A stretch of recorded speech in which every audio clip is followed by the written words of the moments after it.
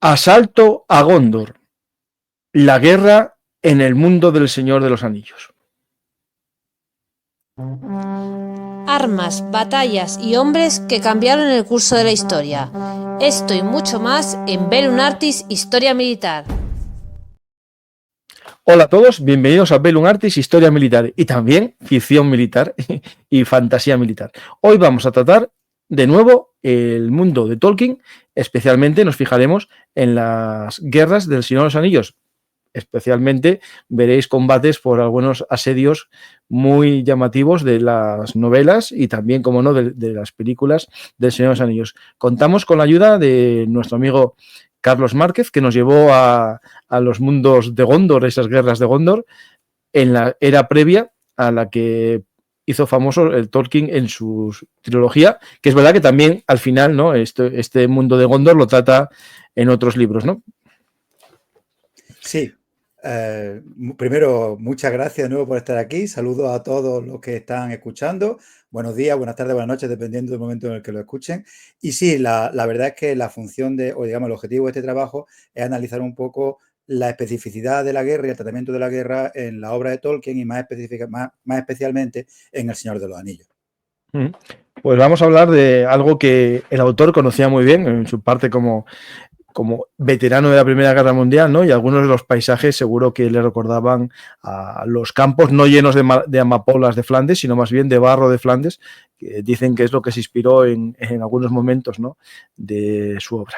Pues, Carlos, en el anterior programa que hiciste con el amigo David Nievas, trataste la era previa, ¿no?, ese mundo menos conocido, ¿no?, de qué nos llevó al mundo de los Señor de los Anillos, ¿no?, ese mundo previo de 3000 años antes, ¿no? Y ahí hablaste de elementos, ¿no?, que tiene que ver con la historicidad, ¿no?, del relato. Es decir, es un relato de fantasía, pero tiene que ver mucho con la historia de la humanidad, ¿no? Al final refleja artes de la guerra, armas, ¿no?, de la época medieval, que perfectamente dan para un juego de mundo de fantasía. Sí, bueno, Tolkien lo que decía, y lo dice en el prólogo a la segunda edición del Señor de los Anillos, es que él odiaba la alegoría en todas sus formas y además que la detestaba desde que fue lo suficientemente mayor y maduro como para reconocerla. Entonces, lo que es la obra de Tolkien no es una alegoría, ni es una reescritura de la historia del mundo primario, es decir, del mundo real que nosotros conocemos. No es una alegoría de la Segunda Guerra Mundial, no es una alegoría de la Guerra Fría, no es una alegoría de la antiglobalización, no es una alegoría de nada de esto. Lo que se dice es que cuando una historia como la que él cuenta, que para él era un reto escribir una historia larga de este estilo y en el que ambientar las lenguas que él había inventado, lo que él decía es que cuando se escribe una historia de este tipo, y una historia de este tipo lo que hace es contener universales. O sea, hay cosas que pasan en este mundo que por fuerza tienen que tener paralelismo en el mundo real. Entonces, lo que dice Tolkien es que las cosas que pasan en la Tierra Media, las cosas que pasan en El Señor de los Anillos, son aplicables. Habla de la aplicabilidad. Entonces, muchas de las cosas que vimos en el programa anterior son aplicables a la historia de Occidente, son aplicables a la historia básicamente de Roma, son aplicables a la historia de Bizancio, pero no porque él quisiera recrear la historia, sino porque cuando tú tienes un imperio, cuando tú tienes unas fuerzas invasoras, cuando tú tienes unas grandes migraciones que en este caso venían desde el sur y desde el este, igual que en el mundo primario, pues el tipo de cosas que ocurren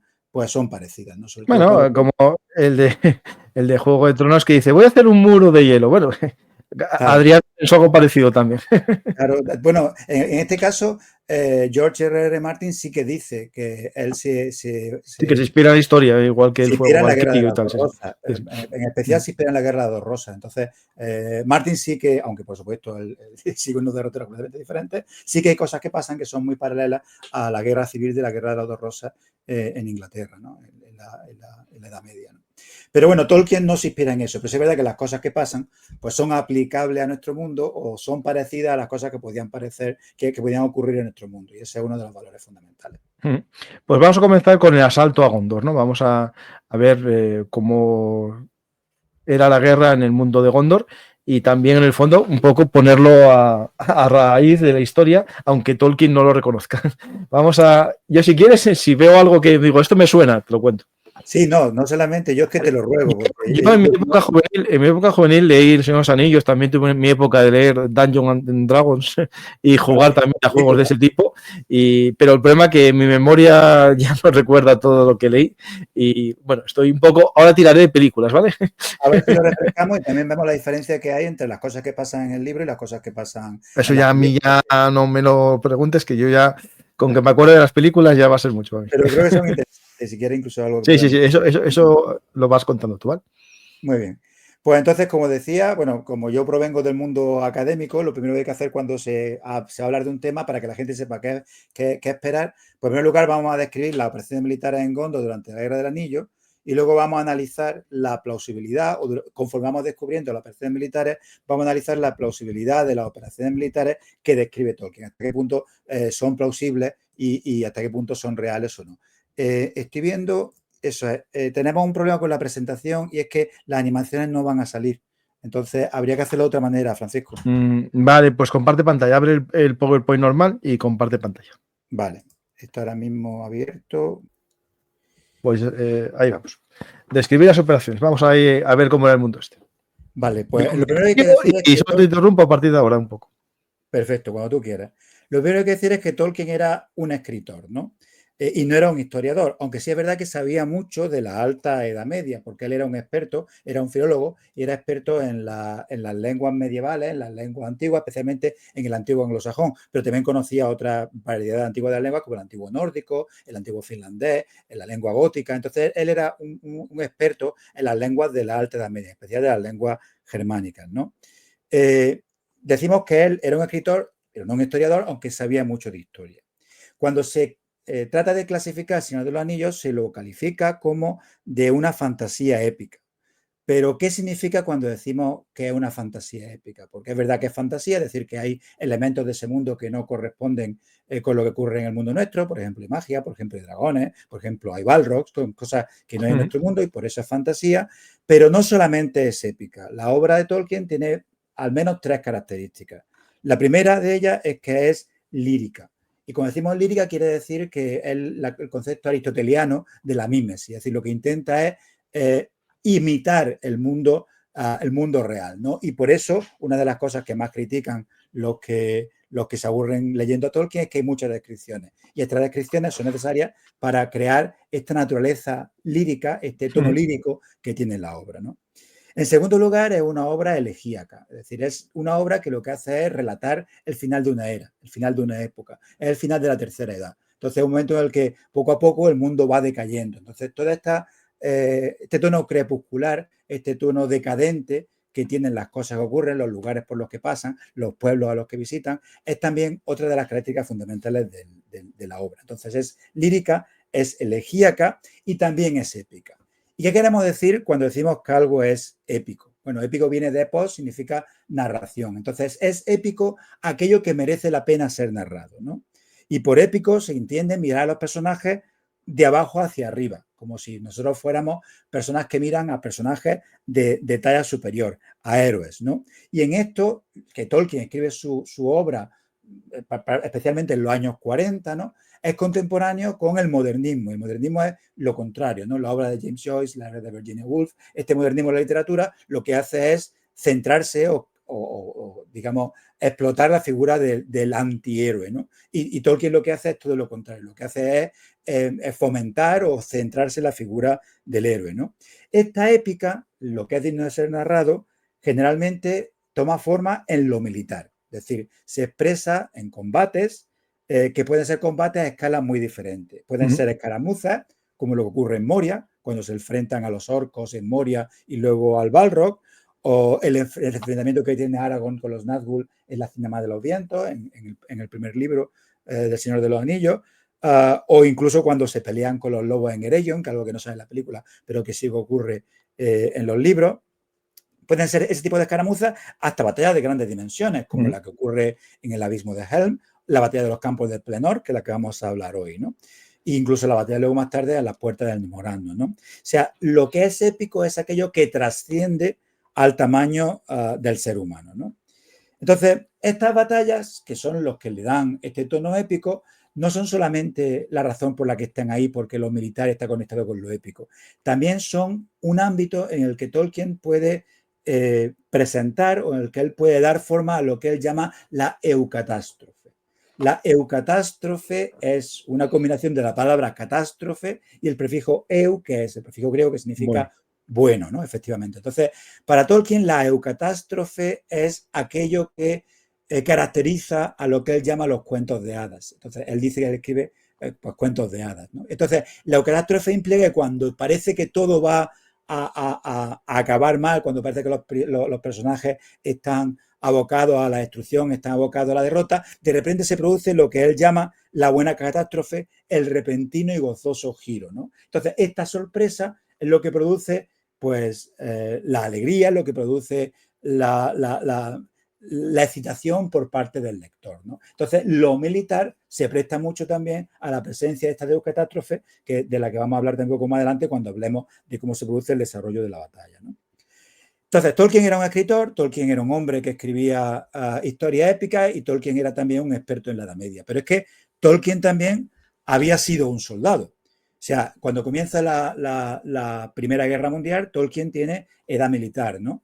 Y lo que quizá todo el mundo sabe que Tolkien participó en la Primera Guerra Mundial, ¿no? Lo que quizá no todo el mundo sabe es que Tolkien no quería participar en la Primera Guerra Mundial. Tolkien intentó, de todos los modos posibles, retrasar su acceso a su entrada en el ejército, ¿no? Incluso él cuenta que en aquella época los jóvenes o bien se alistaban o bien se enfrentaba a lo propio social. No sé si has visto o has leído Las Cuatro Plumas, de las que hay al menos dos versiones militares, dos versiones de película, ¿no? Que un poco viene a contar esto. Las Cuatro Plumas son las que a un hombre le envían sus tres camaradas y su mujer. Por no asistir a la guerra del Sudán. Exactamente. Y son plumas porque le están llamando gallina. Entonces, por eso le mandan las plumas, ¿no? Entonces, ir a la guerra o enfrentarse a lo propio es lo que en la época victoriana se enfrentaban los jóvenes de la de Tolkien. Y entonces Tolkien lo que dice es que era una disyuntiva terrible, y son sus palabras literales, para un joven con mucha imaginación y escaso valor físico, ¿no? Que es como se describe a sí mismo, ¿no?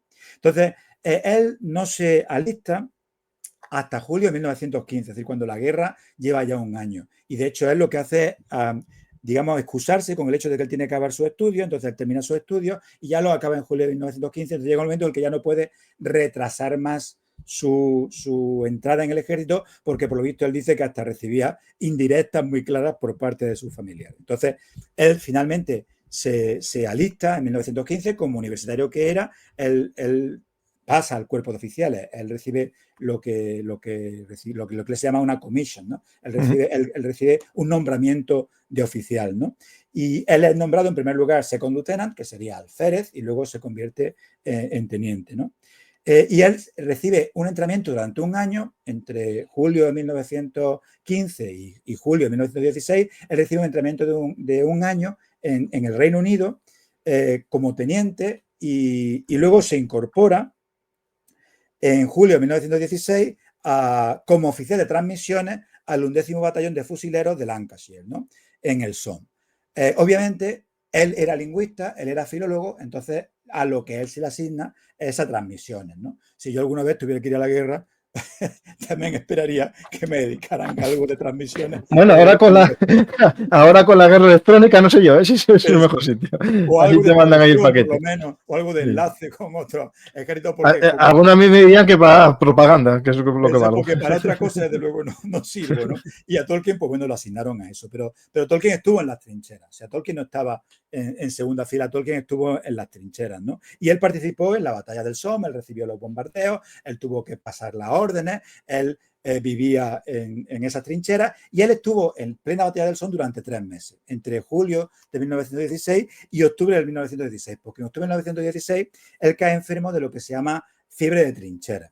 La fiebre de trincheras era una infección causada por la bacteria Bartonella quintana y que era contagiada por los piojos, ¿no? Al parecer los soldados en Francia, especialmente los soldados ingleses y los oficiales no se libraban, como queda deja claro. No distingue de rangos el piojo, ¿no? No, el piojo no, estaban infectados de piojos. Entonces, los piojos contagiaban, eran portadores de esta bacteria y la bacteria lo que hace es provocar una enfermedad que no es letal, pero provoca unas fiebres que duran más o menos 5 días y que además da grandes dolores, por lo visto especialmente en las piernas, y produce hinchazón y puede derivar en mialgia. Entonces, no te mata, pero te deja inservible para la guerra, porque en aquella época hay que recordar que todavía no se han inventado los antibióticos. Entonces, no hay un tratamiento para la fiebre de trinchera. Y eran fiebres que se repetían una y otra vez. Cada 2 o 3 meses, pues tenías 5 o 6 días de fiebre recurrente que te dejaban tumbado, que no podías hacer nada. Entonces, a Tolkien se le evacúa a Inglaterra en octubre de 1916. Y durante 1917 y 1918, o sea, el resto de la guerra, Tolkien permanece en Inglaterra. Y él alterna, pues, estancias en el hospital cada vez que tenía una recaída, que por esto lo pasaba bastante mal, con también labores de guarnición en la propia Inglaterra, ¿no? Así que él no volvió al servicio activo, digamos, bélico, pero sí que siguió formando parte del ejército hasta el final de la Primera Guerra Mundial. Entonces él tuvo una experiencia breve, fueron 3 meses los que estuvo en el frente, pero muy intensa y una enfermedad que, bueno, no le dejó secuelas, pero que sí lo tuvo postrado durante al menos, alternativamente postrado y levantado durante al menos 2 años, ¿no? Entonces, ya que vamos a hablar bueno, Tolkien tenía experiencia, como hemos dicho, como filólogo, de cuál había sido la historia bélica en la Alta Edad Media, había tenido experiencia como soldado. Bueno, pues entonces, si vamos a describir unas operaciones militares, hay que hablar en primer lugar del espacio geográfico en el que se producen esas operaciones militares, en segundo lugar de los ejércitos contendientes, en tercer lugar de los planes que tienen ambos bandos y en cuarto lugar pues habrá que ver las operaciones militares, porque como habrá dicho todo el mundo en este programa, ningún plan sobrevive al primer encuentro. En este caso, el primer flechazo. Exactamente, al primer choque del encuentro con el enemigo, ¿no? Entonces, lo primero que vamos a hablar es del espacio geográfico, ¿no? Bueno, para hablar del espacio geográfico y de cuán importante es el espacio geográfico para generar esta plausibilidad, quiero remontarme a un concepto que es el de la suspensión de la incredulidad. No sé si tú eres familiar, si tú conoces el concepto es de suspensión de la incredulidad. Es un concepto que acuña en el siglo XIX el poeta romántico Samuel Taylor Coleridge, ¿no? En la suspensión de la incredulidad es un pacto no escrito que establecen el escritor y el lector. Entonces, el escritor y el lector establecen un pacto según el cual el lector va a suspender su incredulidad.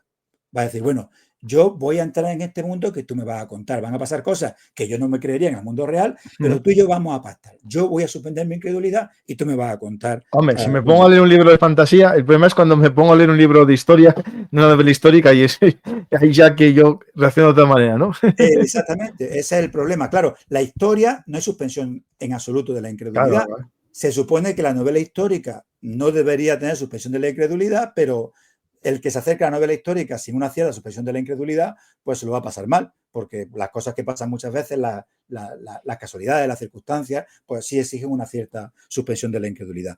Pero esa suspensión de la incredulidad es más fuerte, obviamente, en la fantasía que en otros géneros literarios, ¿no?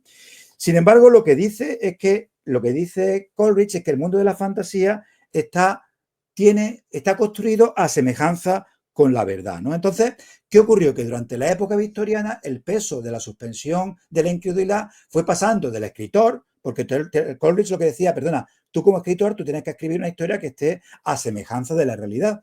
Pero durante la época victoriana se va produciendo un progreso en el que el peso va cada vez más al lector. Entonces, el lector cada vez tiene que creerse cosas más gordas y el escritor cada vez se esfuerza menos porque las cosas que ocurren en el mundo creado tienen la semejanza de la verosimilitud, ¿no? Pues bueno, lo que hace Tolkien y gran parte del éxito de Tolkien es que da una vuelta de tuerca precisamente a la suspensión de la incredulidad, y entonces él la adapta no a un público infantil que se cree cualquier cosa, sino a un público adulto, ¿no?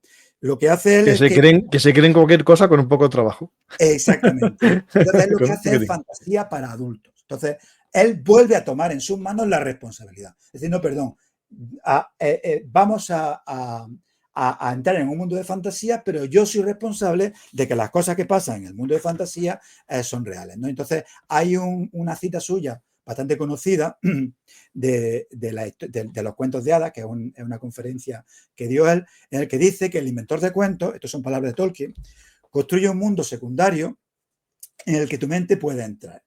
dentro de él, dentro de este mundo secundario, dentro de este mundo inventado, de este mundo subcreado, utilizando la terminología de Tolkien, lo que se relata es verdad, entre comillas. Es decir, está en consonancia con las leyes de ese mundo. O sea, es cierto en consonancia con las leyes de ese mundo. Crees en él mientras estás, por así decirlo, dentro de él, dentro de ese mundo. Cuando surge la incredulidad, el hechizo se rompe. Ha fallado la magia o más bien el arte. Y cuando Tolkien dice el arte, quiere decir la habilidad del escritor, ¿no? Y vuelve a situarte en el mundo primario, contemplando desde fuera el pequeño mundo secundario que no cuajó, ¿no? Entonces, el primer corolario de esta afirmación de Tolkien es que el mundo subcreado debe ser coherente con las propias reglas de su mundo, ¿no? O sea, las cosas que pasan en el mundo subcreado tienen que ser coherentes con lo que pasa en su mundo, ¿no? Entonces, hay una cita fantástica, o hay un momento fantástico en El Señor del Anillo que ocurre en el paso de Caradhras. No sé si te acuerdas, cuando Gandalf guía a la compañía antes de pasar por Moria, él no quiere pasar por Moria. Entonces, lo primero que hace es intentar pasar la montaña nublada por el paso de Caradhras, ¿no? Que es un paso de montaña muy alto, ¿no? Y Caradhras, seguramente por influencia de Saruman, no les permite pasar. Se produce una gran tormenta de nieve, ¿no? Y entonces están prácticamente tapados por la tormenta de nieve, los hobbits están ateridos de frío, y en ese momento Pippin, creo recordar que el Pippin, el que siempre mete la pata, le dice, espera un momento, somos imbéciles, tenemos aquí un mago. ¿Cómo Claro, no vamos a morir de frío teniendo aquí un mago? Y entonces Gandalf le dice, tú eres tonto, yo soy un mago, pero ¿con qué hago yo fuego? Entonces, la magia de Tolkien no es ilimitada. O sea, Gandalf necesita madera, necesita algún tipo de material con el que... Bueno, al final como yo. Exactamente. Mechero. Eso es, no hace un kame-kame y lanza una bola de O fuego. sea que, nada, al final voy yo con un mechero ahí y me convierto en mago. O sea, exactamente. Entonces, la magia de Tolkien no es ilimitada. Y puedo poner un ejemplo alternativo de un mundo en el que dice Tolkien, cuando surge la incredulidad, el hechizo se rompe, ha fallado la magia, ¿no? Y hablo de Harry Potter y Rowling. No sé si tú conoces la obra de Rowling, pero sí, la tercera... las películas, ahí no leo los libros. Pues en el tercer libro, Hermione Granger utiliza un giratiempo, ¿no? Creo recordar que la palabra en español es un giratiempo. Un giratiempo es una maquinita que le permite volver atrás en el tiempo, ¿no? Entonces le permite volver atrás en el tiempo y mediante esa maquinita, pues solucionan el problema. Claro, ¿qué ocurre? ¿Por qué no lo siguen usando? ¿Por qué no solucionan todas las cosas que ocurren en los libros posteriores utilizando el giratiempo?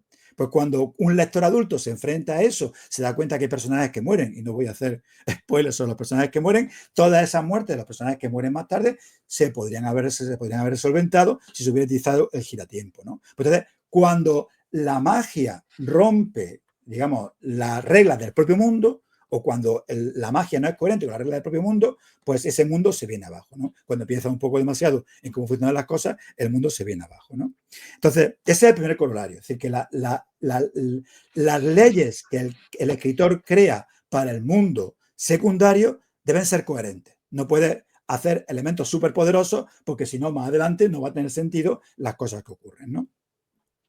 El segundo corolario es que el mundo subcreado, el mundo secundario, debe tener lo que Tolkien llamaba la coherencia o la consistencia interna de la realidad. O sea, el mundo subcreado tiene que ser tan coherente como el mundo real, ¿no? Entonces, cuando se lee El Señor de los Anillos, hay un momento que no sale en las películas, no sé si tú recuerdas, cuando después de visitar a Tom Bombadil son capturados por los tumularios, ¿no? Que son una especie de espíritu que tienen ocupados los túmulos, que son las tumbas de los reyes, en este caso de los reyes de Cardolan, ¿no? Entonces, cuando son capturados, creo que es Merry el que despierta y dice, los hombres de Angmar están sobre nosotros. Despierta y dice eso y luego como que vuelve en sí, ¿no? No se explica en ningún momento quiénes son los hombres de Angmar, ¿no? Ni qué es lo que ocurre allí. Bueno, pues cuando después de leer El Señor de los Anillos se leen los apéndices, te cuenta toda la historia de quién era el príncipe que había estado enterrado en esa tumba, quién eran los hombres de Angmar que habían matado a ese príncipe, y que lo que le ocurre a Merry es que durante un momento ha compartido los recuerdos del príncipe que estaba enterrado, del último príncipe de Cardolan que estaba enterrado en esa tumba. Esa es la coherencia interna de la realidad. Cuando alguien cuenta una historia sobre nuestro mundo, no lo explicas todo. No explica quién es Putin, no explica lo que está ocurriendo en Ucrania, sino que simplemente las cosas se mencionan. El mundo tiene profundidad de por sí, ¿no? Entonces, eso es otra manera en la que Tolkien le da al mundo la consistencia interna de la realidad, ¿no? El mundo tiene que ser, además, descrito para crear la fantasía de que existe realmente. Eso que decíamos al principio de la lírica, es decir, el mundo tiene que ser realista. Entonces, ¿cómo se consigue eso? Mediante descripciones. Descripciones muy detalladas y descripciones además que sean coherentes con lo que ocurre en ese mundo, ¿no? Hay un momento en el que Frodo y Sam se encuentran con Faramir y viajan por Ithilien, ¿no? Esto creo que antes de que se encuentren, no sé si antes o después, creo que antes de que se encuentre con Faramir. Entonces describen cómo es Ithilien, que es, digamos, las tierras que hay al este del Anduin, entre Mordor y Gondor, ¿no? Entonces, eso, el clima que tiene, por cómo se encuentra, por la latitud en la que está en la Tierra Media, es un clima mediterráneo, ¿no? Entonces Tolkien describe la flora de Ithilien, ¿no? Y voy a leer un párrafo del Señor de los Anillos, ¿no? Dice: al sur y al oeste, Ithilien, el jardín de Gondor, ahora desolado, conservaban aún la belleza de una dríada desmelenada. Al sur y al oeste miraba los cálidos vientos y valles inferiores del Anduin, protegido al este por el Efel Duaz, aunque no todavía bajo la sombra de la montaña, y reparados al norte por los Emyn Muil, y abiertos a las brisas meridionales y a los vientos húmedos del mar lejano.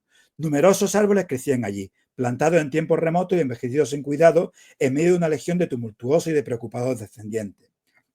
Y había montes y matorrales de tamariscos y terebintos espinosos, de olivos y laureles, y enebros y arrayanes. El tomillo crecía en matorrales, y unos tallos leñosos y rastreros tapizaban las piedras ocultas. Las salvias de todas las especies se adornaban de flores azules, encarnadas o verdes, y la mejorana y el perejil recién germinado, y una multitud de hierbas cuyas formas y fragancias escapaban a los conocimientos de Sam. Las saxífragas y la jusbarba ocupaban ya la gruta y paredes rocosas. Las prímulas y anémonas despertaban en la fronda de los avellanos. Los afodelos y los lirios sacudían las corolas semiabiertas sobre la hierba. Una hierba de un verde lozano que crecía alrededor de las lagunas, en cuyas frescas oquedades se detenían los arroyos antes de volcarse en el Anduin.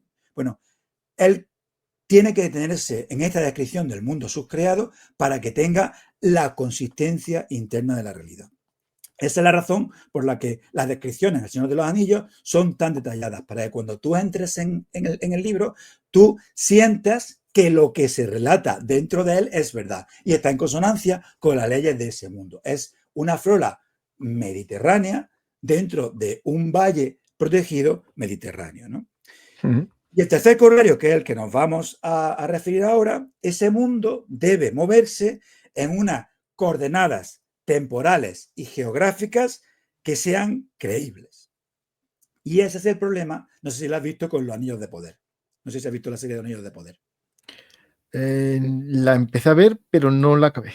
No me da tiempo. Con los Anillos de Poder lo que ocurre es que no es coherente. Había unas cosas muy raras porque empezaban a andar y como que anduvieron en nada, no sé cuántos kilómetros, dejé verlo. Dije, no. Claro, exactamente. O por ejemplo, la caballería de Númenor en un momento dado carga contra los orcos y claro, viene del oeste, ¿no? Y sin embargo el sol sale. Eso, el sol está... Ese fue una cosa que me el sol sale detrás de ellos y se plantan desde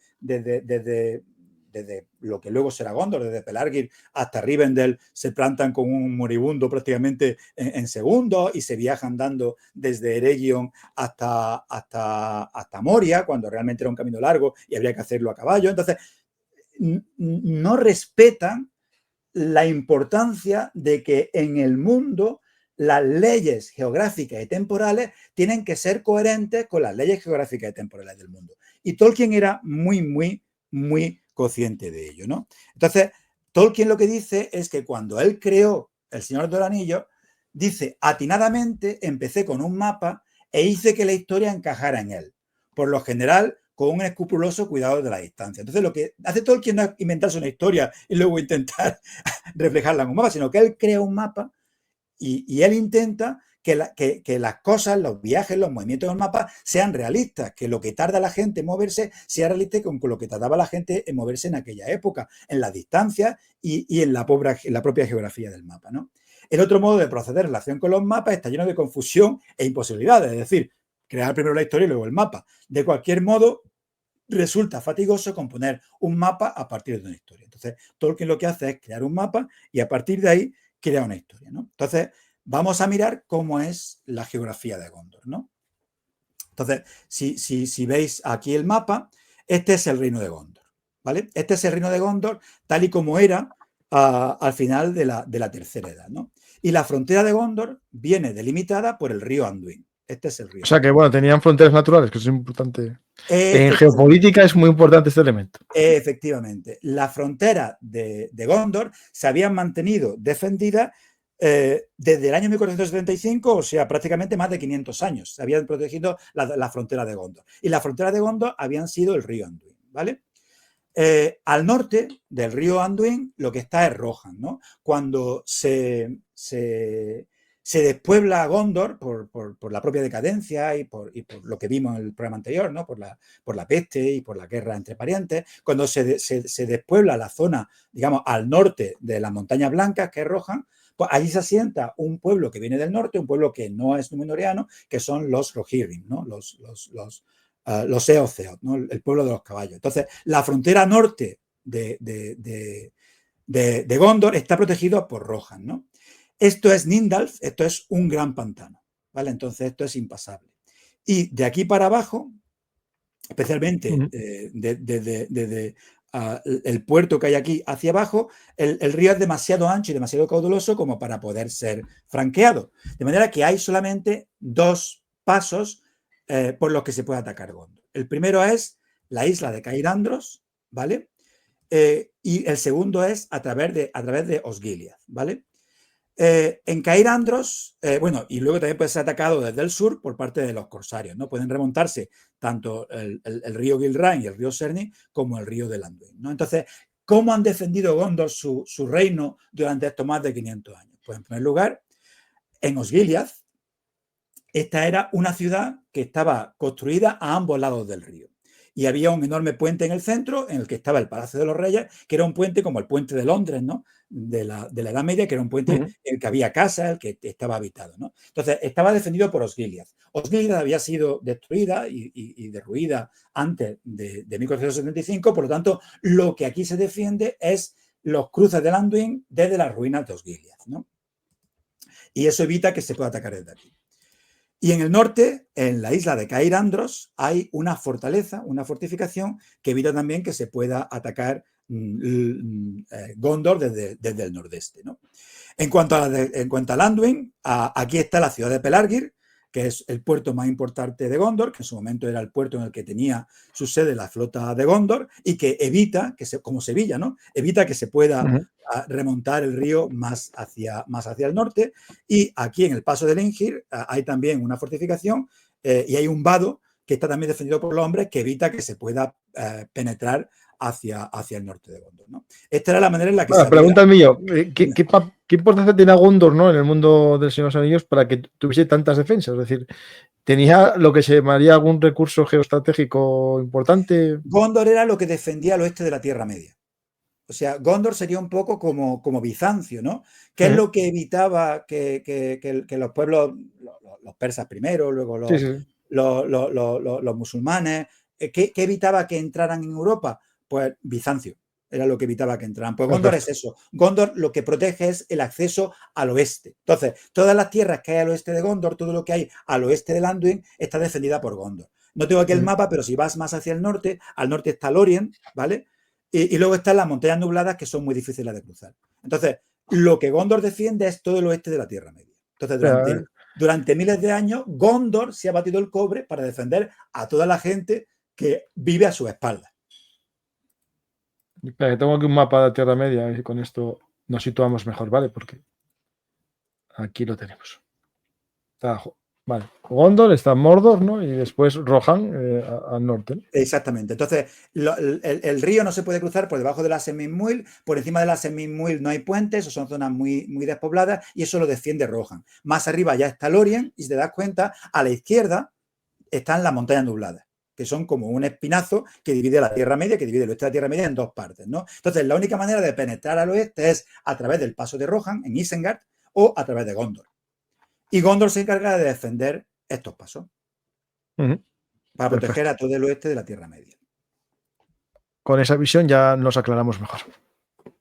¿vale? Entonces, Gondor, que significa el reino de la piedra, por cierto, es es el reino que se encarga de defender. Y esto lo dice Boromir en el concilio de Elrond, ¿no? Es decir, vosotros vivís muy bien aquí en Rivendell y en el oeste se ha vivido muy bien porque nosotros llevamos siglos defendiendo los cruces del río. Y vosotros podéis vivir en tranquilidad y en la comarca se vive estupendamente porque nosotros llevamos siglos batiéndonos el cobre frente a la sombra, ¿no? Entonces, ese es, digamos, la historia de Gondor y esa es un poco también la epicidad y el atractivo de la historia, ¿no? Literaria, de la historia literaria de Gondor, ¿no? Bueno, pues, como hemos dicho, estas son las zonas fundamentales para defender Gondor. Lo que ocurre es que Mordor ataca a Osgiliath y se hace con la zona oriental de Osgiliath. Y eso ocurre en el año 2475. En el año 2984, Denethor II, que es el Senescal, en la época del Señor de los Anillos, reconquista Ithilien y reconquista Osgiliath, la parte occidental de Osgiliath, ¿no? Y de esa manera, digamos, asegura un poco la defensa de Gondor, porque ahora no solamente tiene a Gondor, sino como una barbacana al otro lado del río, ¿no? Que le permite hacer una defensa avanzada. Y si te acuerdas en las películas, en el libro, allí hay unas fuerzas de guerrilla, que son las de Faramir, que hostigan a los ejércitos de Mordor cuando se mueven por esa zona, ¿no? Al contrario de lo que ocurre en la película lo que cuentan es que es Boromir el que recupera Osgiliath. Pero no es Boromir el que recupera Osgiliath. De hecho, Boromir y Faramir lo que hacen es retirarse de Osgiliath, porque en junio de 2018, y lo que ocurre en El Señor del Anillo ocurre en 2018, en junio de 2018-2019 se produce un gran ataque contra Osgiliath y Boromir y Faramir defienden la ciudad, hacen pagar caro la pérdida de la ciudad, pero tienen que evacuar la zona oriental del río y la frontera vuelve a colocarse en el río, ¿no? Y lo último que cruzan a la zona occidental son Boromir y Faramir. O sea que en la película, quizá para darle más importancia a Boromir, cuentan que es Boromir quien reconquista Osgiliath. Realmente lo que hace Boromir y Faramir es evacuar Osgiliath con éxito, que había sido en realidad conquistada por su padre, ¿no? Y ya veremos que uno de los personajes más maltratados en la película precisamente es el Senescal de Denethor, ¿no? Bueno, esta es la situación, ¿no? Entonces, para hablar un poco de las fuerzas enfrentadas, ¿no? Vamos a hablar un poco, en primer lugar, de Gondor, ¿no? Este es el soldado de Gondor, ¿no? Y lo primero que hay que decir es que el Gondor... Un soldado, digamos, medieval, normando, franco...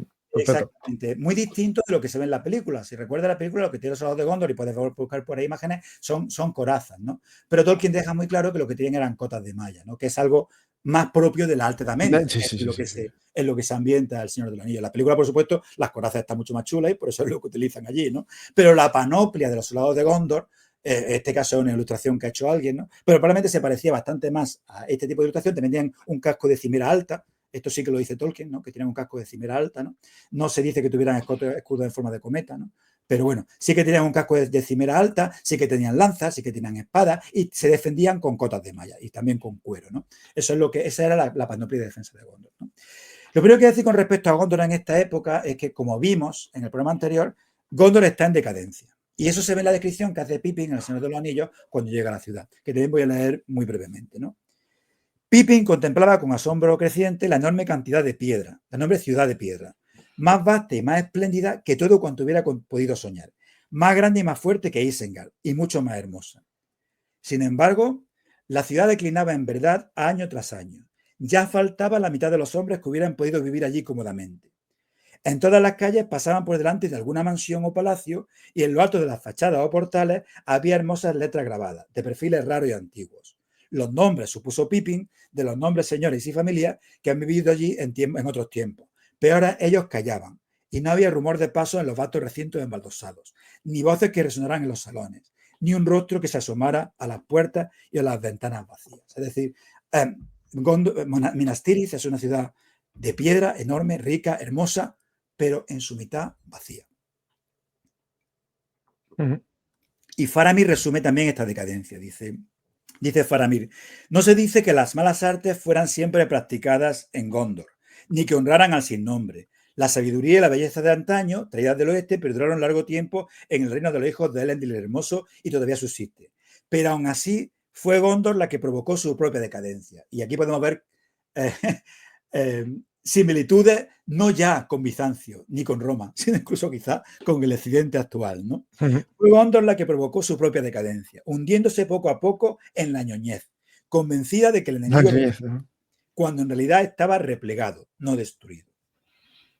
La muerte siempre estaba presente, porque los númenoreanos, como lo hicieran en su antiguo reino, que así habían perdido, ambicionaban aún una vida eternamente inmutable. Los reyes construían tumbas más espléndidas que las casas en las que habitaban, y en sus árboles genealógicos los nombres del pasado les eran más caros que los de los propios hijos. Señores sin descendencia, de nuevo hay ecos del presente, holgazaneaban en antiguos castillos sin otro pensamiento que la heráldica. En cámaras secretas, los ancianos decrépitos preparaban elixires poderosos, o en torres altas y frías interrogaban a las estrellas. Y el último rey de la dinastía de Anarios no tenía heredero. Pero los senescales fueron más sabios y más afortunados. Más sabios porque reclutaron la fuerza de nuestro pueblo entre la gente robusta de la costa marítima y entre los intrépidos montañeses de Nimra. Es decir, lo que hacen los senescales es, visto que los hombres de Númenor, los hombres del oeste, los que venían de la isla que había sido sepultada, cada vez son menos, cada vez tienen menos descendencia, cada vez están más envejecidos, lo que hacen es echar mano de los pueblos de la Tierra Media, de los feudos de Gondor, ¿no? Y cada vez echan más mano de los hombres que no eran de Númenor, pero que sí que estaban, digamos, atados por lazos de lealtad a Númenor, ¿no? Y pactaron una tregua con los orgullosos hombres del norte, que son los hombres de Rohan, que a menudo nos habían atacado, hombres de un coraje feroz, pero nuestros parientes muy lejanos, a diferencia de los salvajes hombres del este o de los cueres Haradrim, ¿no? Entonces, cuando llegamos al 3018-3019, que es la época de la Guerra del Anillo, el ejército de Gondor es reflejo de ese momento. Y vamos a hablar un poco de cuáles son sus armas y cuáles son sus números, ¿no?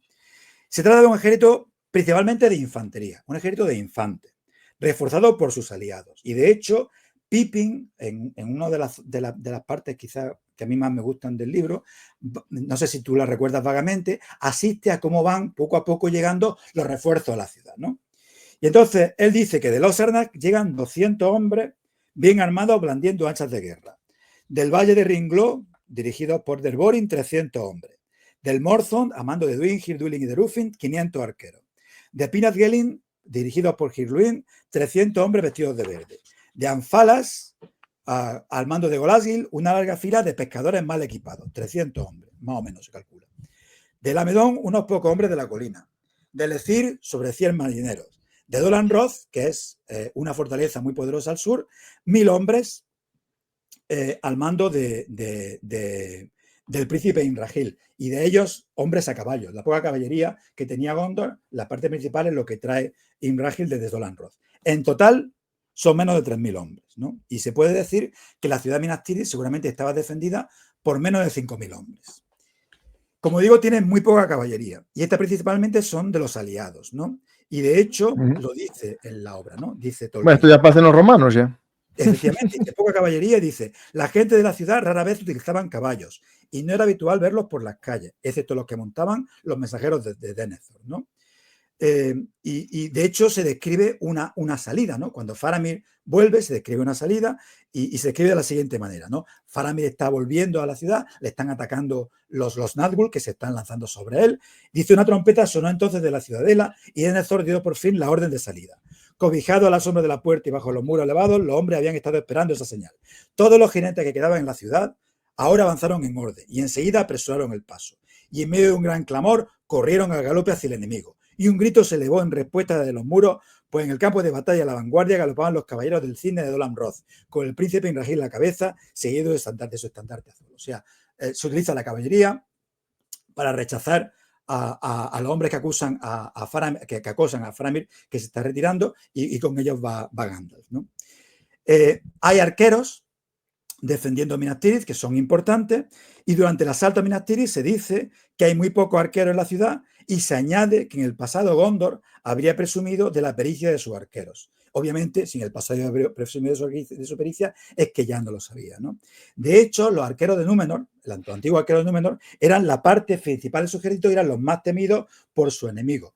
Los arqueros de Númenor utilizaban arcos de acero hueco, con la de izquierda disparaban flechas de poco más de 1 metro de longitud y que estaban rematadas por penachos negros. Y esto lo describe Tolkien, ¿no? Entonces, estas son las fuerzas de Gondor, ¿no? Una fuerza de infantería, principalmente, y con una escasa caballería que utiliza, pues eso, un poco en los momentos de desesperación, ¿no? ¿Cuáles son sus tácticas? Pues bueno, un ejército que es superado por muchas veces en número por el enemigo, utiliza tácticas de guerra asimétrica, ¿no? Gondor ya no es capaz de hacer frente a Mordor en batalla abierta. Por tanto, deben recurrir a la guerra de guerrillas, que es lo que se ve en Ithilien. Hay un fragmento que además sale también en la película, en la que los olifantes son atacados por los montaraces de Faramir, ¿no? Y eso también se ve en el libro, ¿no? Y eso la película lo adapta, ¿no? Y la segunda manera son las fortalezas. O sea, Gondor se defiende, como hemos visto antes, por la fortaleza, defendiendo los pasos de Osgiliath, defendiendo Cairandros y, en última instancia, aferrándose a Minas Tirith, ¿no? Minas Tirith, de hecho, es esto que se ve aquí, ¿no? A ver si puedo volver para atrás. ¿Vale? Es una ciudad fortificada y en este dibujo está... ¿Y qué había? ¿Minas en su interior? No, ¿La montaña? Minas, ¿O solo se llama Minas por...? no, Minas significa torre en Vale, Sindarin. vale. Entonces, Vale. Minas Tirith significa la torre de la guardia. Originalmente estaba su nombre era Minas Anor, que significa la torre del sol, ¿no? Y al otro lado estaba Minas Ithil, que era la torre de la luna, pero cuando Minas Ithil es capturada por los Nazgûl, recibe el nombre de Minas Morgul, la torre de la hechicería. Y Minas Anor, que cambia el nombre a Minas Tirith, que significa la torre de la guardia, ¿no? Entonces, Minas Tirith está, digamos, contra los acantilados de las estribaciones de las montañas blancas, Erendil Rise, y son 7 círculos, ¿no? Y tiene como un promontorio en forma de barco que atraviesa todos los círculos. Aquí por hay túneles, ¿no?, que lo atraviesan en cada uno de los círculos, excepto en el último, ¿no? Esta es la representación que de Minas Tirith hace el ilustrador Ted Nasmith, que a mí personalmente me gusta mucho, ¿no? Entonces, es una ciudad que está preparada para defenderse. Y al final, en el último círculo, está la torre de Excelion, que está aquí arriba, y la ciudadela. Y aquí es donde está el trono de Gondor y donde se sientan los senescales, que no se sientan en el trono, que se sientan en un banquito al pie del trono, porque no son dignos de sentarse, no se consideran a sí mismos dignos de sentarse en el trono de Gondor, ¿no? Por su parte, Mordor lo que tiene son, pues, los orcos en gran número, los trolls, máquinas de asedio que salen en el libro, y poliorcética avanzada. Por ejemplo, cuando se produce el asedio de Gondor, lo que habla era que iban excavando trincheras que iban perpendiculares a los muros y luego se abrían hacia los lados y conforme se iban abriendo se llenaban de fuego, ¿no? Y luego avanzaron otro más perpendicular y volvían a abrirse paralelas a los muros y volvían a llenarse de fuego. Y esto es como se asediaba a las ciudades en aquella época, ¿no? Y luego también tienen los ejércitos de sus aliados, y los que aparecen en la batalla de los campos del Pelennor son el ejército de Harad, que es un ejército que puede medirse con el de Gondor, que tiene infantería de línea, que tiene caballería, con la que se enfrentan los hombres de Rohan y a la que derrota a Theoden, y también tiene elefantes, ¿no? Un poco en los ecos, son elefantes más grandes que los que hay en el mundo primario, como los que tenían, por ejemplo, Aníbal, ¿no? Pero sí que tienen un poco un eco de los elefantes de Aníbal, ¿no? Y de nuevo vamos al paralelismo con el mundo real, ¿no? Cuando un reino es atacado, un reino, digamos, que está situado en la latitud, digamos, del Mediterráneo oriental, en el mundo primario, es atacado por un reino que viene del sur. Ese reino que viene del sur y del este lo que trae son elefantes, de la misma manera que lo traen en el mundo primario, ¿no? Esos son los ejércitos enfrentados, ¿no? Lo que vamos a ver ahora es cuál es el plan de Gondor para defenderse de este asalto que se prevé, ¿no? Entonces, el plan de Gondor es, digamos, apoyarse en las ventajas geográficas para hacer pagar un alto precio a los asaltantes y ganar tiempo hasta que llegan los refuerzos y les permitan salvar Minas Tirith, ¿no? Defenderse en Minas Tirith y bajo sus muros, a ser posible, derrotar al enemigo, ¿no? Entonces, para ello es clave dar aviso a tiempo, ¿no? Entonces, ¿cuáles son los planes? Pues, bueno, como hemos dicho, la defensa se basa en Osgiliath y se basa en Cairandros, ¿vale? Se basa en Pelargir y se basa en los vados del Lengir, ¿no? Aquí es como se define, ¿no? Entonces, la idea es que cuando haya un problema se pide ayuda a Rohan, y Rohan desde el norte va a acudir en ayuda de Gondor, ¿no? De esta manera se va a pedir ayuda a los feudos, a los aliados de Gondor, y estos van a acudir todos hacia Minas Tirith, y aquí se va a producir una gran batalla, ¿no? Entonces, este es el plan de Gondor. O sea, esto es la posición central, ¿no? de la que tanto se han beneficiado, por ejemplo, Alemania, ¿no? En la Primera Guerra Mundial y también en la Segunda Guerra Mundial. O sea, la posición central que te permite mandar tu fuerza a la zona más amenazada. Y la zona más amenazada es la zona principal, que es donde está Minas Tirith, ¿no? Este es el plan que tiene Gondor, ¿no? A este plan de Gondor se opone el plan del Rey Brujo. Entonces, el plan del Rey Brujo es, en vez de atacar Minas Tirith, atacarlo todo simultáneamente. O sea, el plan del Rey Brujo es atacar simultáneamente Cairandros, Lingir y Pelargir. Y entonces, tomar Cairandros y lanzar un ejército hacia Norien, tomar esa posición, ¿para qué? Para bloquear la llegada de los hombres de Rohan. Entonces, de esa manera se bloquea la llegada de los hombres de Rohan. Los ataques hacia los puertos evitan que los feudos puedan mandar ayuda a Minas Tirith, de manera que cuando se ataca Osgiliath, Minas Tirith se cruza el río y Minas Tirith no tiene nadie que venga a socorrerla. Este es el plan del Rey Brujo. El plan del Rey Brujo es atacar simultáneamente a Gondor, bloquear la llegada de los hombres de Rohan, bloquear la llegada de los hombres de los feudos del sur, para que se pueda caer Minas Tirith por un solo golpe potente de la fuerza principal de Mordor, ¿no? Y esto se lo puede permitir porque tiene fuerza suficiente para hacerlo. La posición central no sirve para nada cuando tus enemigos te superan en número en todas partes, ¿no? Este es el plan de ataque del Rey Brujo, que es el jefe de los ejércitos. Lo que ocurre es que, spoiler, la cosa no va a salir como planea el Rey Brujo, ¿no? Entonces, hemos visto digamos, la situación geográfica, hemos visto las fuerzas contendientes, hemos visto los planes de Gondor, hemos visto cómo el Rey Brujo planea neutralizar el plan de defensa de Gondor, y ahora vamos a ver cómo se producen las operaciones. No sé si tiene alguna pregunta. No, estoy viendo, bueno, que es interesante esta operación de ataque por varios flancos. El problema que, así a simple vista, me recuerda a una operación especial muy reciente.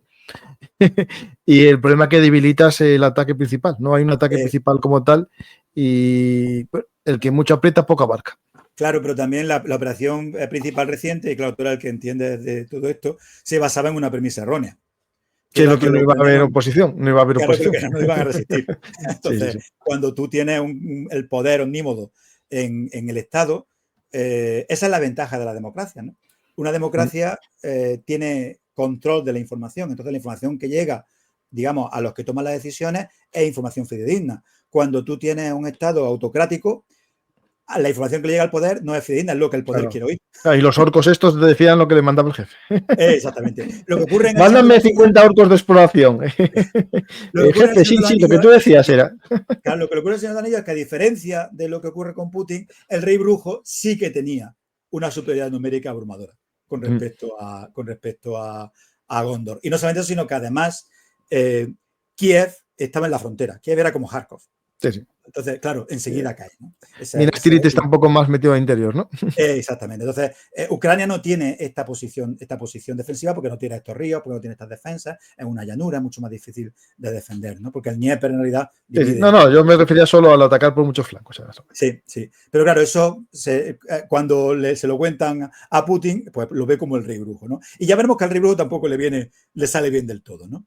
Entonces, ahora vamos a pasar un poco a describir cuáles son las operaciones reales, ¿no? Entonces, el plan que tiene el Rey Brujo, obviamente, es quemar y destruir Minas Tirith, y por lo tanto ya a partir de ahí irrumpir en el oeste y quedarse con toda la Tierra Media, ¿no? Bueno, veremos qué es lo que ocurre en realidad. Entonces, en primer lugar, la primera parte del plan funciona estupendamente, ¿no? Es decir, se ataca a Pelargir, se ataca a los vados de Anduin, y de hecho, has visto eso que he contado antes, qué pocas fuerzas eran las que realmente llegaban hasta Minas Tirith. Esas fuerzas son tan pequeñas, solamente unos 3.000 hombres llegan a Minas Tirith, porque los feudos de Gondor tienen que dejar mucha gente para defenderse de los ataques de los corsarios, porque estos son los corsarios de Umbar, que es una ciudad que había muy al sur, que son enemigos de Gondor, entonces atacan a la costa e impiden que puedan ir a reforzar, ¿no? Entonces, esa primera parte funciona bien, ¿no? La idea entonces es que los que llegan a Minas Tirith son una fuerza, digamos, la 10ª parte de lo que podía haber llegado, ¿no? Eso en primer lugar. En segundo lugar, Aquí estamos estos corsarios, ¿no? Que vienen en barco. claro, estas fuerzas que se supone que iban a ir también hacia el norte no pueden ir porque tienen que defenderse a sí mismas. Entonces no pueden mandar ayuda y lo que llega es muy poco, ¿no? Y la otra gran ayuda con la que contaba es esta de aquí. La otra gran ayuda con la que contaba Denethor y con la que contaba Gondor era con Rohan, pero Rohan no va a poder venir porque el ejército este que está desplegado en Anorien, esta zona se llama Anorien, impide que pueda llegar hasta Minas Tirith, ¿no? Entonces, eso es lo que comienza a ocurrir, ¿no? Entonces, esto es, digamos, aumentado el campo de la zona de Minas Tirith, ¿no? Entonces, el 9 de marzo de 2019, siempre digo 2000, pero es 3000. 3019, Denethor ordena encender las almenaras, que es esa cosa tan chula que se ve en la película, ¿no? Que son las torres que van encendiendo fuego para pedir ayuda a Theoden, ¿no? Pero no solamente se encienden las almenaras, sino que ese mismo día, 9 de marzo, a Theoden le llega la flecha roja. Y esto es algo que no se ve en la película. Significa que si el 9 de marzo a Theoden le llega la flecha roja, Denethor ha debido... Theoden está aquí, en el Sagrario, ¿vale? Theoden ha tenido que mandar la petición de ayuda a Theoden desde bastante antes, ¿no? Entonces Theoden ya está viendo Denethor ya está viendo lo que va a ocurrir y Denethor pide ayuda a Theoden antes incluso de que se produzca el ataque, ¿no? Pide ayuda, manda la flecha roja, que es la señal de que tiene que ir con todo porque Gondor está en peligro, y encienden las almenaras. Y eso ocurre el 9 de marzo. Ya como ves, es algo muy distinto de la película. En la película, Denethor no quiere encender las almenaras, ¿no? Y es Pippin el que se cuela, sube por la torre para encenderlas. No. En el libro, Denethor ordena encender las almenaras porque es la manera lógica de defender a Gondor, ¿no? Bueno, con respecto a esta es la ampliación, ¿vale? Esto es Minas Tirith y estos son los pasos del Anduin, ¿vale? Entonces, el 10 de marzo, un ejército, como hemos visto antes, toma Cair Andros, ¿vale? Y los corsarios atacan Lingir y Pelargir. El 11 de marzo, Denethor, Minas Tirith, Faramir llega a Minas Tirith, ¿vale? Retirándose con lo que había en Ithilien, cruza el río y llega a Minas Tirith y llega el día 10 y el día 11 se produce un consejo de guerra. Y en ese consejo de guerra, en el que está Faramir, en el que está Gandalf, en el que está el príncipe Inrahil, en el que está Denethor y están los caudillos de Gondor, deciden qué van a hacer. Hay dos opciones. La primera opción es, pues, van a atacar con tanta fuerza que no van a poder defender los Gilead. Esto es un muro exterior, el Rama Sejor, que defiende el campo del Pelennor. Es un muro muy extenso, pero relativamente bajo, ¿no? Y no va a haber fuerzas para detenerlo. Entonces, las opciones son retirarse con toda Minas Tirith y esperar allí a que llegue Rohan, ¿no? A la que se ha pedido ayuda.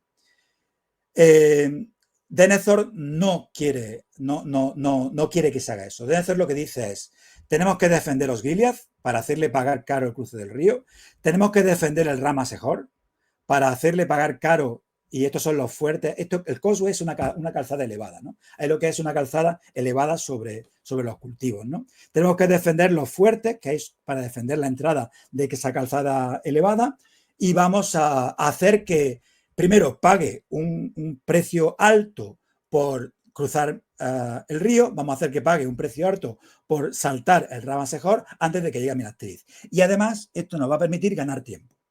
Aquí vamos a ganar 1 o 2 días, que son los que necesitamos para que Rohan llegue, ¿no?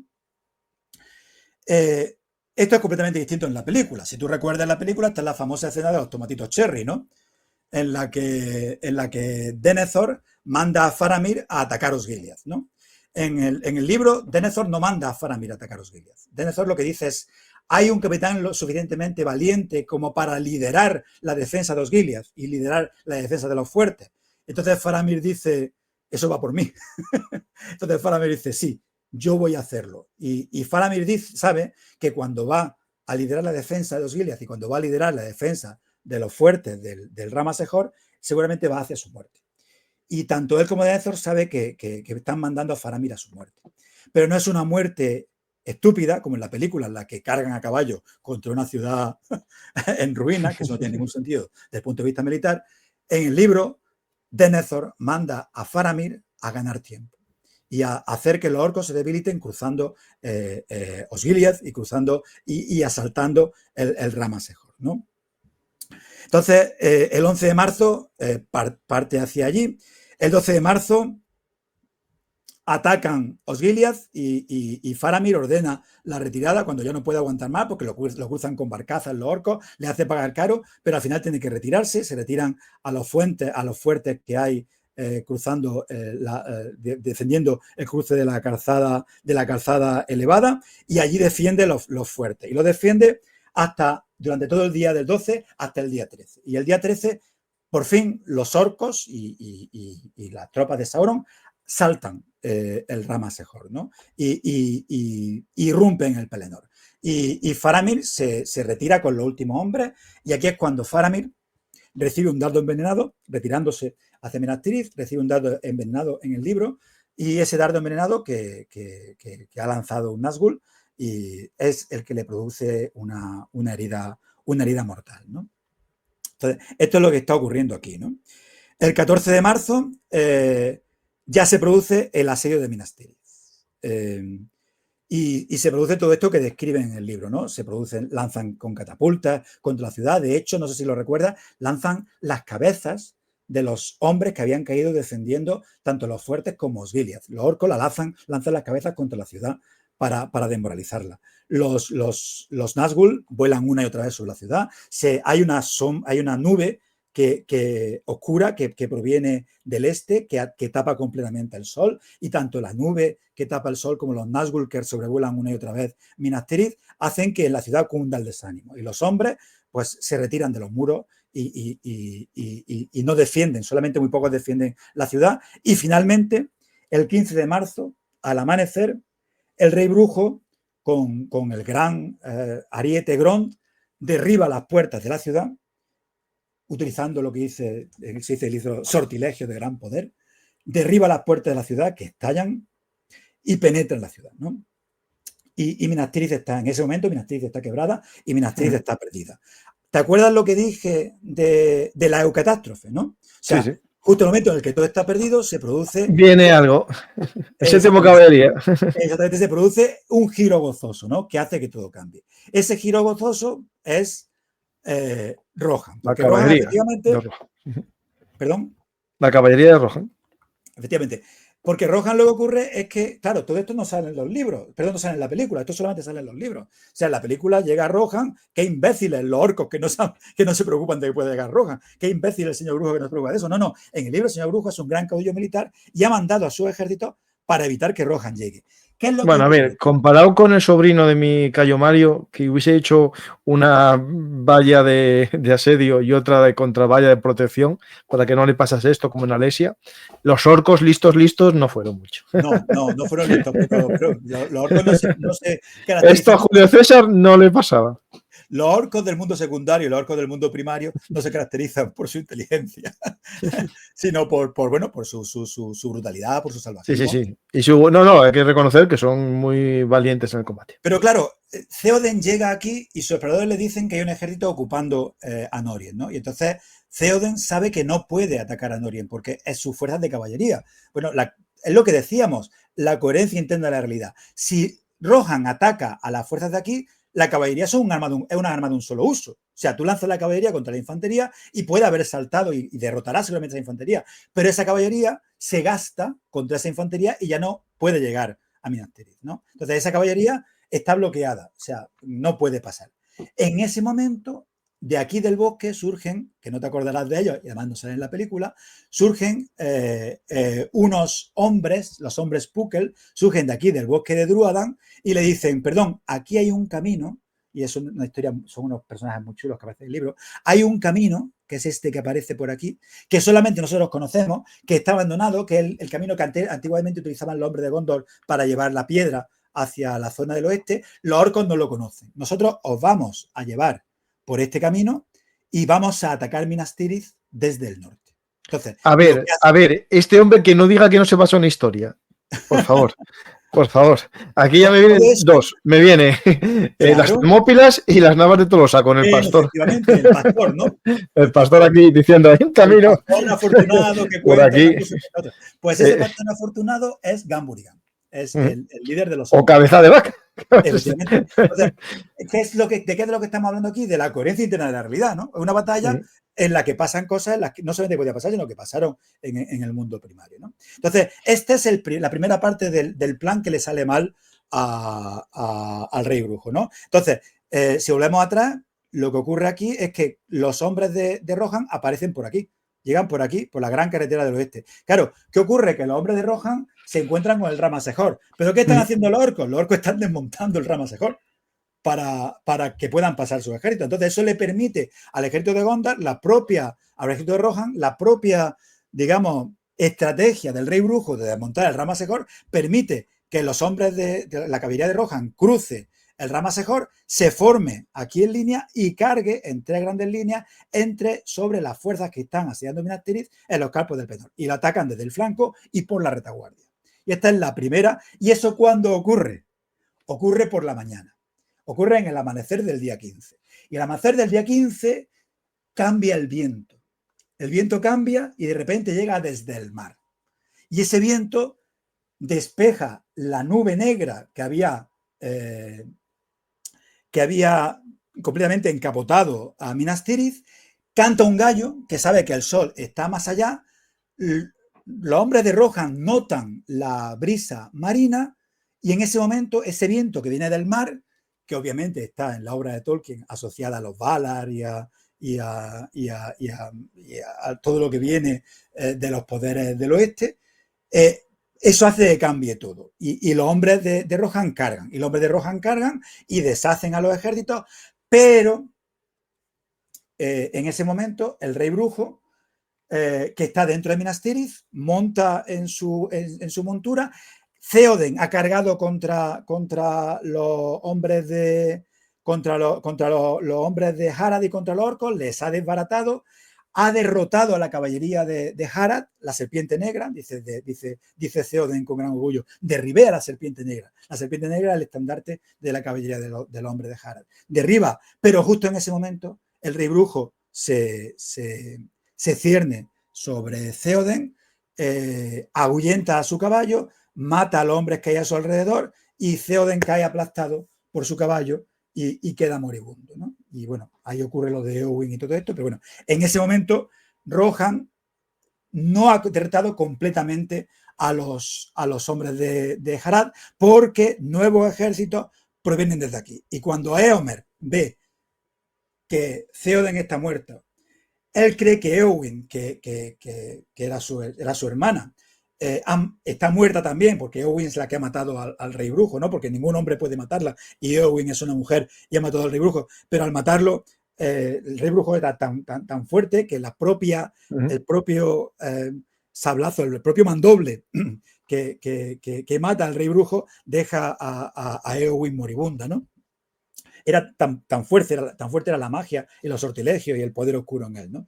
Pues llega Éomer y ve primero a Theoden moribundo, que de hecho le dice, tú vas a ser el nuevo rey, ve a Eowyn que cree que está muerta y Éomer se vuelve loco, ¿no? Entonces carga, pero llegan los nuevos ejércitos y Eowyn en ese momento se da cuenta, Éomer, que es el nuevo rey de Rohan, se da cuenta de que la batalla está perdida. Entonces, él planta su estandarte por esta zona y forma en un montículo, forma un círculo de escudo. Y dice, aquí vamos a caer hasta el último hombre, ¿no? Y en ese momento, el ataque de Rohan también parece que está perdido, ¿no? Pero no es lo único que ocurre, porque por aquí, por esta zona, hay otro personaje, y ese personaje es Aragorn, ¿no? Entonces, Aragorn, el día 8 de marzo, Aragorn parte de aquí, del Sagrario, y atraviesa los Senderos de los Muertos. Los Senderos de los Muertos es una zona en la que está maldita, en la que hay un pueblo que había jurado lealtad al antecesor de Aragorn, que era Isildur, y sin embargo no acude a la llamada de Isildur. Entonces Isildur les maldice. Y tan fuerte era Isildur que les maldice, y les maldice a cuando mueran no desaparecen del mundo. Entonces quedan como fantasmas, ¿no? Y están aquí en esta zona que está maldita, nadie se debe cruzar. Pero Aragorn, que es el heredero de Isildur, atraviesa el Sendero de los Muertos, llega a la Piedra de Erech, allí convoca al rey. Eso me acuerdo de la película, del libro no. Pues eso está en el libro. Allí convoca al rey de los Senderos de los Muertos y le dice: yo soy el heredero de Isildur, vosotros sois unos ¿cómo se llama? Oathbreakers en español, ¿cómo se llama? Perjuros. Sois unos perjuros y ahora tenéis la opción de ganar vuestro descanso, ¿no? De redimiros, ¿no?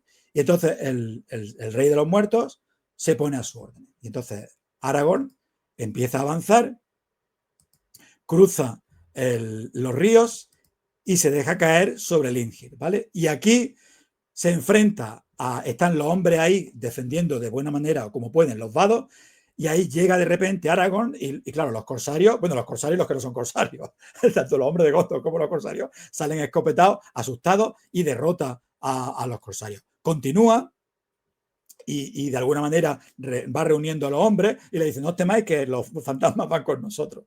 Continúa hacia Pelargir, ¿no? Y allí en Pelargir, que está siendo asaltado, llega a Pelargir el día 13 de marzo, el 11 de marzo está en Lingir, el 13 de marzo llega a Pelargir, y entonces el 13 de marzo ataca a los corsarios de Pelargir, de la ciudad costera, y les derrota completamente.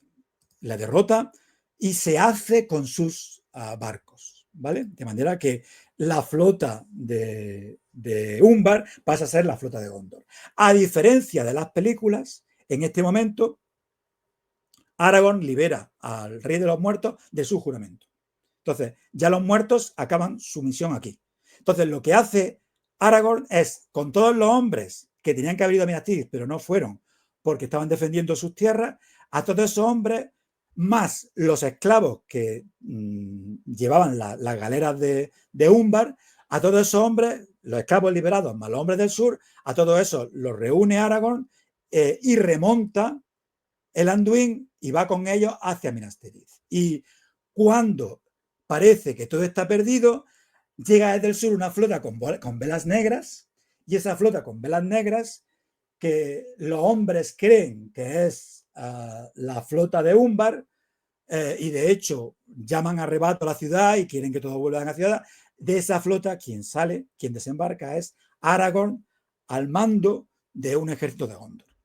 Y entonces aquí se produce el desenlace de la batalla de los campos del Pelennor, y todos los hombres de Sauron, todos los hombres de Harad como los orcos, son todos derrotados en esta batalla. Atacan los hombres y desde el Harlond, que es el puerto de Minas Tirith, aquí desembarca, ataca desde el sur y ahí derrotan completamente y matan hasta el último de los hombres y de los orcos, y se dice que esa noche el río Anduin fluyó rojo por la sangre de todos los hombres que habían sido matados, ¿no? Entonces, esta es la batalla de los campos del Pelennor, ¿no? Entonces, yo quería hablar un poco de Denethor, que es el caudillo de los hombres de Gondor, ¿no?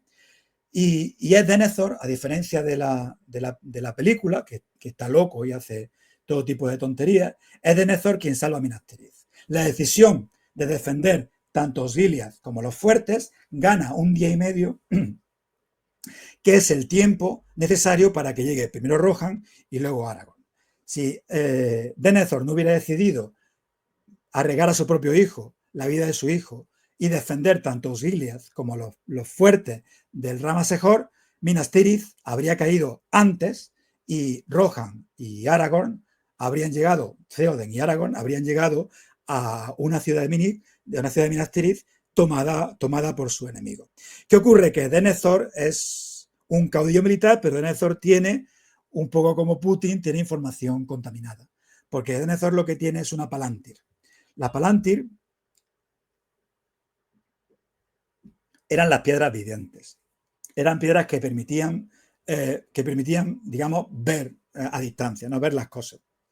Denethor tiene una voluntad muy poderosa y entonces consigue que la Palantir le obedezca. La Palantir, que estaba controlada desde Mordor por Sauron, le obedece, y Denethor consigue ver lo que quiere, pero digamos que Sauron contamina las cosas que ve. Esto es Entonces, guerra electrónica efectivamente, y efectivamente. desinformación. Estamos ahí. La aplicabilidad de la que Está ahí, hablábamos, ¿no? Denethor no lo ve todo. Denethor lo que ve es el ejército de Anórien. Denethor ve lo que le muestra Sauron. Ve el ejército de Anórien que impide que llegue Gondor, que llegue Rohan, perdón. Pero no ve al ejército de Theoden, digamos, soslayando ese problema, colándose por el camino de las carretas, ¿no? Y ve una flota con velas negras, que son los corsarios de Umbar, remontando el Anduin. Entonces, Denethor en ese momento, cuando ve que Gondor no puede llegar, cuando ve que desde el sur llegan los corsarios, cuando ve que todo está perdido, Denethor lo que decide, y cuando ve que además su hijo está moribundo, él cree que su hijo va a morir, decide que él no quiere caer prisionero de los orcos y de los hombres de Harad, y decide inmolarse en una hoguera, ¿no? Entonces, el gran pecado de Denethor no es la estupidez ni la locura de Denethor viene dada por su desesperación, ¿no? Entonces, esto era lo que yo quería contar más o menos hoy, la batalla de los campos del Pelennor, y yo lo que quería era demostrar que los acontecimientos tal y como se desarrollan en el libro, más que en la película, y si quiero otro día hablamos de la película y por qué las cosas cambian, son plausibles y siguen no solamente las reglas de las cosas que ocurren en ese mundo, es decir, el hecho de que los muertos de Erech no aparecen simplemente porque son convenientes, sino porque Aragorn, que es el heredero de Isildur, es el único que les puede convocar. O sea, siguen las reglas de ese mundo. También siguen las reglas del mundo primario, es decir, el ejército de Rohan no puede atravesar a los orcos que hay en Anórien, la ciudad no se puede defender contra fuerzas muy poderosas, y al final la batalla se gana por la superioridad estratégica del hombre del oeste y por su coraje en las armas, ¿no? Y bueno, esto es lo que yo quería contar hoy. Pues lo has contado y yo lo he entendido perfectamente y vemos la similitud, ¿no?, con la historia real, porque en el fondo, bueno, lo que busca él no es crear un mundo fantástico con reglas fantásticas, ¿no?, en el que no haya gravedad, que una persona pueda... No, es un mundo muy similar al mundo real, ¿no? Es decir, con sus cosas, ¿no? Pero tampoco con unas reglas imposibles, ¿no? Es decir, es básicamente un mundo casi paralelo a la realidad, ¿no? Sí, la plausibilidad. Tiene lo que Tolkien llamaba la coherencia interna de la realidad. Ese mundo que crea Tolkien está creado con la coherencia interna de la realidad. Y hablaba de lo de las velas negras, estaba buscando la referencia, porque esta historia de un rey que espera a su hijo es la historia del rey Egeo, ¿no? El rey Egeo le dice a los que, creo que su hijo era Teseo, pero odiaría equivocarme, pero cuando Teseo va a lo del Minotauro y vuelve, su padre le dice, si vuelves, trae los barcos con velas blancas, pero si vuelven sin ti, que le pongan velas negras a los barcos. Entonces, cuando vuelve Teseo, y quiero creer que es Teseo, espero no equivocarme, se olvida cambiar las velas negras. Entonces, cuando Egeo ve que llegan las velas negras, él cree que su hijo ha muerto, y entonces Egeo se suicida lanzándose al mar, y por eso el mar se llama el mar Egeo, por el nombre del rey Egeo. Entonces, hay también ahí un paralelismo con la mitología, ¿no? Con la mitología del mundo primario. Pues, Carlos, tenemos esta información, espero que a la gente le haya gustado y si quieren conocer más sobre el mundo de los Anillos, tengo también un programa, si no recuerdo mal, espera, aparte del tuyo de Gondor, si no recuerdo mal, hice uno con Yello, que es El Señor de los Anillos y la historia, que también creo que complementa muy bien este programa tuyo de hoy y el de Guerras de Gondor, que fue el anterior, ¿no? Invito a la gente a ver este programa con Yello Balbás, que es un experto en historia visigoda, de toda esa época de los vikingos, y en el fondo tiene mucho que ver con el mundo casi que refleja El Señor de los Anillos en cuanto, por ejemplo, a esto de Gondor y Rohan, que da ese aspecto, ¿no? A mí cuando veo los Rohan me recuerda eso, un poco pueblos nórdicos a caballo, que es muy poco frecuente. Él crea ese híbrido, ¿no? Un poco. Quiere un toque filológico. Los hombres de Rohan son sajones, o sea, son los anglosajones, porque son anglosajones a caballo. O sea, la lengua que hablan en El Señor de los Anillos es anglosajón, es inglés antiguo. Y Theoden significa rey y Rohan significa, en inglés antiguo, significa la tierra de los caballos, y Eowyn significa doncella, o sea que en inglés antiguo. Es decir, que hasta tal punto es la cosa, como tú dices, que la lengua que hablan los hombres de Rohan es la lengua de los sajones, o sea, la lengua de uno de estos pueblos bárbaros, ¿no? que acosaban a Roma. Y si además quieres una curiosidad sobre la traducción, Tolkien dice, bueno, ¿cómo es posible que Tolkien tiene que explicar, ¿cómo es posible que en la Tierra Media la gente hablara anglosajón y que la gente hablara inglés, ¿no? Entonces, bueno, ¿y por qué no? ¿Por qué no? Porque la gente en la obra de Tolkien, la gente hablaba el Sindarin y el Northuldin. Ya. Pero esto sí. Este mundo me lo inventé yo. Claro, para Tolkien eso es básico. Entonces, Tolkien lo que dice es, vamos a ver, yo lo que he hecho es que me he encontrado un manuscrito escrito en el Oestron, que es la lengua común de la Tierra Media, ¿no? Entonces, lo que yo voy a hacer va a ser traducirlo. Entonces, todo lo que esté en Oestron lo voy a traducir al inglés. Entonces, como en el original, la lengua que hablan los hombres de Rohan es una variedad arcaica del Oestron, ¿cómo lo traduzco yo? Pues como una variedad arcaica del inglés. Lo traduzco como anglosajón. Entonces, lo que hace Tolkien es hacer un paralelismo entre las lenguas de la Tierra Media con las lenguas primarias. Entonces, la lengua en la que se habla en la Tierra Media, él la traduce como el inglés, y como la variedad del hombre de Rohan es una variedad arcaica de esa lengua común, la traduce, es la excusa que él tiene para traducirla como inglés antiguo. Se le ocurraba. Sí. Pues, Carlos, finalizamos el programa. Qué pena que no estamos en directo, pero ya sabes que hay días que yo no puedo emitir de noche en directo y tengo que hacer estos productos enlatados, estos programas enlatados, pero bueno, ten en cuenta que la mayor parte de la gente nos va a escuchar en diferido, por lo tanto, nos pueden hacer preguntas en el cajetín de comentarios. Y esto es importante que recuerden que hay siempre esa opción de dar a me gusta, dejar un comentario y compartir. Pues, Carlos, dentro de poco volveremos al tema que nos unió, ¿no? Que es la historia real, la Segunda Guerra Mundial, y ahí hablaremos de temas que te interesan, como los generales alemanes, que fue el contacto que tuvimos, un programa sobre los mariscales de campo alemanes en la Segunda Guerra Mundial, basado en un juego que estuviste como, bueno, creador del juego y asesor histórico, ¿no? Sí. ¿Te ha llegado ya, por cierto? No. Tranquilo. Pues tienen instrucciones. Vale, pues recuerdo. O sea, en algún momento es de esperar. Espera, no. Te digo que no, pero yo creo que no. El de detrás de la colina, ¿no? El otro lado de la colina, sí. Sí. Si te sirve de consuelo, a mí tampoco me ha llegado. Ah, bueno, entonces estamos igual. O sea, a la gente que apoyó el juego sí que le ha llegado, pero a mí todavía no me ha llegado, y a ti supongo que si te llega antes que a mí, pues mira, eso que tienes tú. O sea que... Déjame ponerlo aquí el juego para que la gente lo vea. Que es un programa muy interesante, Generales de la Wehrmacht, basado en esta foto. Creo que además ha tenido bastante éxito, ¿no? Ha tenido mucha... A ver, espera, te digo ahora mismo.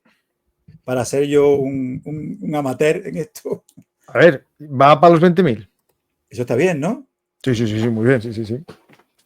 Ahí tenéis la foto y habla de que los generales estos que en esta foto toman el cargo de mariscal de campo. Pues volveremos ahí, Carlos, a hablar de historia, de Segunda Guerra Mundial, y muchas gracias, como siempre, por este viaje en la historia de un mundo de fantasía, pero es historia. En su mundo de fantasía hablamos de la historia de la Tierra Media. Pues, Carlos, muchas gracias, y si quieres decir algo al público como despedida. Nada, es un placer, como siempre, estar contigo. Paso un rato muy agradable, es un lujo poder participar en tu podcast, y bueno, todo lo que yo pueda aportar y todo lo que yo pueda participar contigo, pues para mí es un verdadero placer y un rato estupendo que espero con ansiedad. Un saludo a todo el mundo y muchas gracias por la paciencia, y pido perdón por los errores que haya podido cometer un poco por el directo en el que se ha grabado. Pues muchas gracias, Carlos, y no te preocupes que yo errores los cometo cada segundo de mi existencia en Bellum Artis. Pues muchas gracias, Carlos, y gracias a todos los que estáis en el directo. Espero que os haya gustado el programa, y si es así, ya sabéis, dar a me gusta, dejar un comentario y compartir. y nos vemos en el siguiente programa de Bellum Artis Historia Militar. Por cierto, gracias a todos los suscriptores y mecenas por vuestro apoyo, y si queréis invitarme a una cervecita para que tenga tiempo a volver a leer algún día El Señor de los Anillos, pues aquí en PayPal o en Bizum. Muchas gracias a todos y hasta la próxima oportunidad. Hola amigos de la Historia Militar, si os ha gustado este contenido, por favor apoyadnos en iVoox, YouTube o Patreon. Recordad que Bellum Artis es vuestro canal de Historia Militar y trabajamos para daros los mejores contenidos. Muchas gracias a todos y hasta la próxima Historia Hablada. Y no os olvidéis de dar a me gusta y compartir.